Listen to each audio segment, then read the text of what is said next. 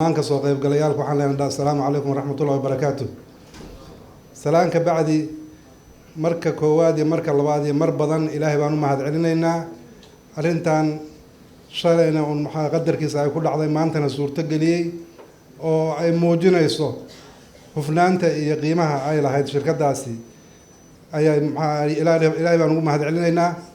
annaga ganacsano hadda ku hadlaya magaca ganacsatada guddoomiyaha ku-xigeenka rugta ganacsiga iyo dhammaan ganacsatada waxaan aad iyo aad ilaahay ugu mahad celinaynaa culayska ganacsatada shalay gardarrada oo lagu maagay maantana ilaahay ka qaaday. ilaahay baan ugu mahad celinaynaa. waxaan kaloo aad u bogaadinaynaa samirka gruubkii uu hogaaminaya sheekh axmed nuur, samirkii ay muujiyeen iyo tawasulkii ay ilaahay ku tawasuleen ilaahay suurto geliyeen ayagana waa ugu hambalyaynaynaa samirkoodii.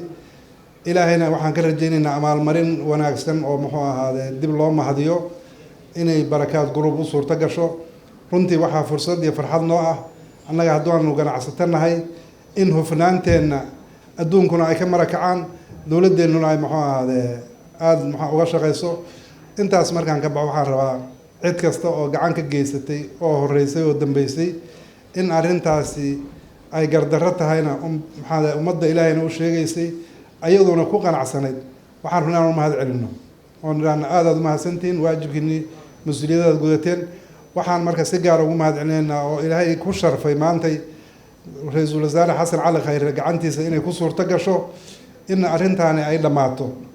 asagana waxaan leenahay hawl la soo waday ayaa ilaahay muxuu ahaade sabab kaaga dhigay in adiga maanta aada ku sharafowdi oo bulshada soomaaliyeed ku aqoonsato inaad hawshaas wixii aad ka qabatay ay midho dhal noqdeen.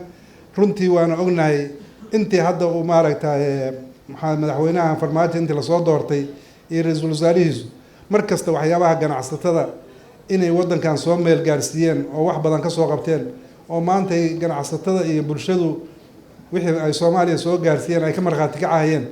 horeyna waanu ogeyn, haddana maantay midho dhalkeedii baanu gaarnay.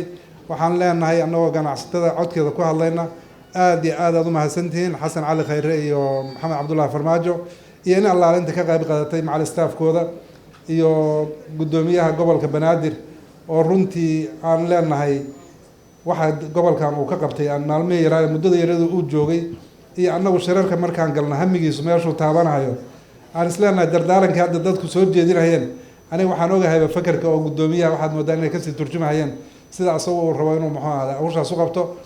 waxaan leenahay aada iyo aad aad u mahadsantihiin inta kasoo qayb gashay. ilaahayna waxaan uga mahad celinaynaa in badan ilahay waxaan uga mahad celinaynaa inta arrintaas sidii uu noogu suurto geliyey. aada iyo aad uga mahadsantihiin. wasalaamu calaykum waraxmatullahi wabarakaatu.